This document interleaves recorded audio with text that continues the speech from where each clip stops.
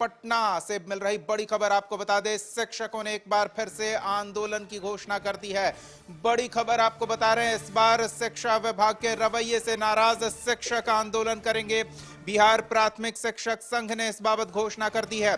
20 जनवरी को एक दिवसीय भूख हड़ताल करेंगे। गर्दनी बाग में काली पट्टी बांधकर भूख हड़ताल किया जाएगा। बिहार राज्य प्राथमिक शिक्षक संघ ने इस बाबत चिट्ठी भी लिखी है और मुख्यमंत्री नीतीश कुमार को चिट्ठी लिखकर शिक्षा विभाग के निर्णयों को लेकर अपना विरोध दर्ज कराया है। शिक्षा विभाग की तरफ से जारी आदेश को वापस लिए जाने की मांग कर रहे हैं शिक्षक। तो बड़ी खबर इस समय की आपको बता रहे, एक और नियुक्तियों को लेकर तमाम लोग खुश हैं, लाखों की संख्या में नियुक्ति हो रही, तो दूसरी ओर शिक्षा विभाग के रवैये से शिक्षक असंतुष्ट हैं और प्राथमिक शिक्षक संघ ने आंदोलन की चेतावनी दी है। सहयोगी प्रीतम हमारे साथ जुड़ रहे हैं, इस विषय में पूरी जानकारी उनसे हम लेंगे। प्रीतम, शिक्षक नाराज हैं, सरकार से नहीं शिक्षा विभाग के रवैये से, और आंदोलन की तैयारी कर रहे हैं, क्या जानकारी मिल रही है? जी बिल्कुल, ये बड़ी खबर है। दरअसल जब से के पाठक राज्य की जो है अपर मुख्य सचिव बने हैं शिक्षा विभाग के, तब से उन्होंने शिक्षा के सुधार की दिशा में कुछ कदम उठाए हैं जो वाकई उनकी तारीफ की जा सकती है। लेकिन कुछ ऐसे कदम हैं जिसको लेकर सरकार में भी उलझन है, शिक्षा विभाग में भी उलझन है, और सबसे ज़्यादा जो परेशानी है वो छात्रों के साथ साथ जो टीचर्स हैं उनको भी झेलनी पड़ रही है। और बिहार राज्य प्राथमिक शिक्षक संघ जो है ये सबसे पुराना शिक्षक संगठन है और इनके जो अध्यक्ष हैं ब्रजेंद्र शर्मा, इनकी उम्र तकरीबन 105 साल है।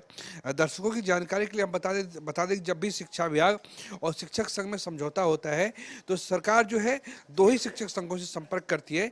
एक बिहार राज्य प्राथमिक शिक्षक संघ है और दूसरा बिहार राज्य माध्यमिक शिक्षक संघ है।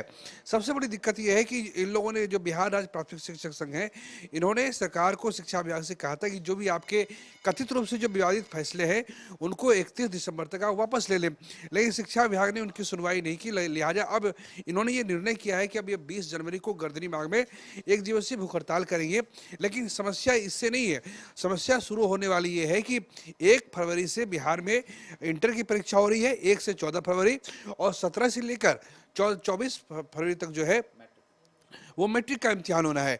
अगर शिक्षकों ने विरोध कर दिया कि हम परीक्षा में शामिल नहीं होंगे, हम परीक्षा नहीं कराएंगे, तो ये जो परीक्षा होने वाली रहेगी तो उस परीक्षा पे उसका असर होगा। आपको याद होगा कि साल 2020 में भी बिहार राज्य प्राथमिक शिक्षक संघ और बिहार राज्य माध्यमिक शिक्षक संघ की अगुवाई में हड़ताल की गई थी। तो उस वक्त जो था परीक्षा तो ली गई थी, लेकिन उसके बाद कॉपी जाँच काफ़ी प्रभावित हुई थी और वो हड़ताल काफ़ी लंबी चली थी। और फिर 4 मई 2020 को शिक्षक संघों में और बिहार सरकार के बीच, शिक्षा विभाग के बीच समझौता हुआ था। इन लोगों अब कहना है कि अब हम लोग पीछे नहीं हटेंगे। 5 बजे तक का जो आदेश है, 15 किलोमीटर के दायरे में रहना है।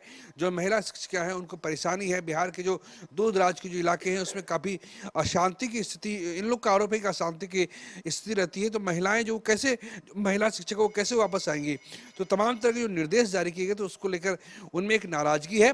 और उन्हीं नाराजगी को लेकर अब ये 20 तारीख से जो है, 20 तारीख को जो एक दिवसीय काली पट्टी बांधकर जो है वो लोग हड़ताल करेंगे। और सरकार के लिए भी ये है कि 1 फरवरी से बजट सत्र भी शुरू होगा। उनको बजट सत्र देखना है, उनको लोकसभा चुनाव देखना है और उनको परीक्षा भी देखनी है।